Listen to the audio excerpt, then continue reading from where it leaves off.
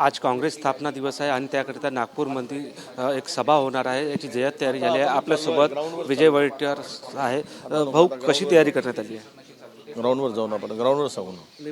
नाही, नेमकं असं आहे की या ठिकाणी आता जोरात तयारी झाली. शेवटचा अंतिम आता आज सर्व मान्यवर 11-11:30पर्यंत आमचे माननीय मल्लिकार्जुन खरगे साहेब, माननीय सोनियाजी, माननीय राहुलजी, प्रियंकाजी, वेणुगोपालजी, हे सगळे आमचे नेते येणार आहेत आणि जय्यत आणि भव्य अशी तयारी झाली आहे. महाराष्ट्राच्या कानाकोपऱ्यातून तर लोक येतच आहेत मोठ्या संख्येने. ओसंडून वाहणारा जनसागर त्या ठिकाणी दिसेल.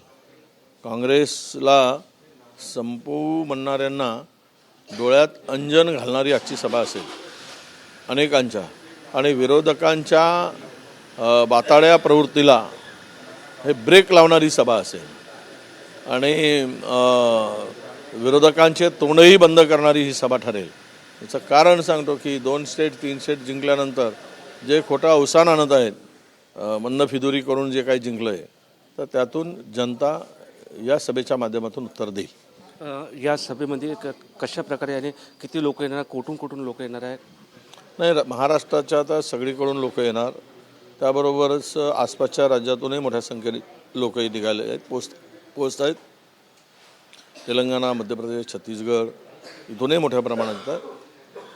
म्हणजे आणि देशभरातून जवळपास 2,500 प्रतिनिधी, नेते, विविध राज्यातील आणि केंद्रीय नेतृत्वातील हे सर्व या ठिकाणी येणार आहे.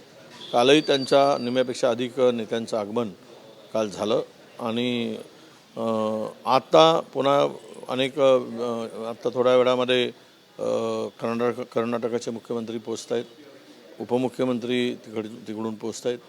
तर सगळ्यांचं आगमन आता सुरू होत आहे आणि मोठ्या संख्येने ही सभा सामील होण्यासाठी जनता सहभागी होणार आहे. आपण एक सर्वे केला, नेमकं तो सर्वेमध्ये काय आला आहे? आमच्या सर्वेमध्ये आम्ही राज्यामध्ये 30पेक्षा कमी जागा जिंकणारच नाही, किमान 30पेक्षा अधिक जागा जिंकू आणि विदर्भातून 10पैकी 7 जागा काँग्रेस जिंकेल.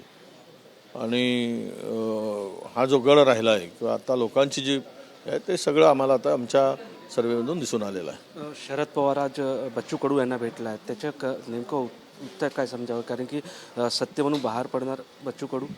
नाही, असं आहे की बच्चू कडूंना कदाचित त्यांच्या मनात काय आहे मला नाही सांगता येणार, पण ते जर महाविकास आघाडीसोबत आले तर या सगळ्या 3 तिघाड्याच्या सरकारमुळे वैतागले असतील, आले तर स्वागत करू.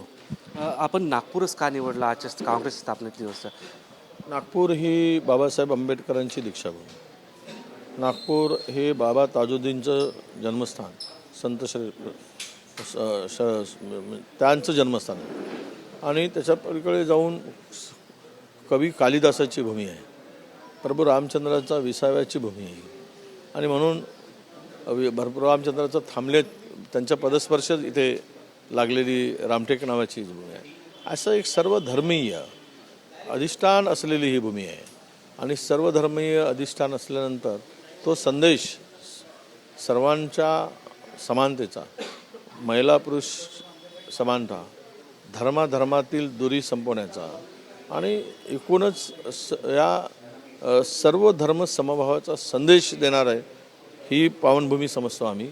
आणि म्हणूनच नागपुरात या सभेचं आयोजन केलं गेलं आहे. शेवटचा प्रश्न, राहुल गांधी यांच्या पोस्टर आहे त्याला काळा फासण्याचा प्रयत्न करण्यात आला आहे. काळं फासणाऱ्याचं तोंड काळं होईल. विचाराला कोणीही फोटोला काळं फासून संपवू शकणार नाही. राहुलजी संघर्ष करत आहेत, लढत आहेत या देशातील लोकशाही वाचवण्यासाठी, या देशातील हुकुमशाही प्रवृत्तीला घालवण्यासाठी, या देशाचं संविधान वाचवण्यासाठी लढत आहेत. तुम्ही कितीही काळं फासलं तरी राहुलजी थांबणार नाहीत. राहुलजी योद्धा आहेत, लढत राहणार आणि हा देश हुकुमशाहीच्या प्रवृत्तीच्या जाळ्यातून मुक्त केल्याशिवाय राहुलजी स्वस्थ बसणार नाही. आमची मागणी आहे की यांच्यावर त्वरित कारवाई झाली पाहिजेत, हे कृत्य करणाऱ्यावर शोधून काढलं पाहिजेत आणि कारवाई झाली पाहिजे. तर हे होते विजय वडेट्टीवार. कॅमेरामॅन गणेश रहाटेसह मी निलेश डहाट, TV9 मराठी, नागपूर.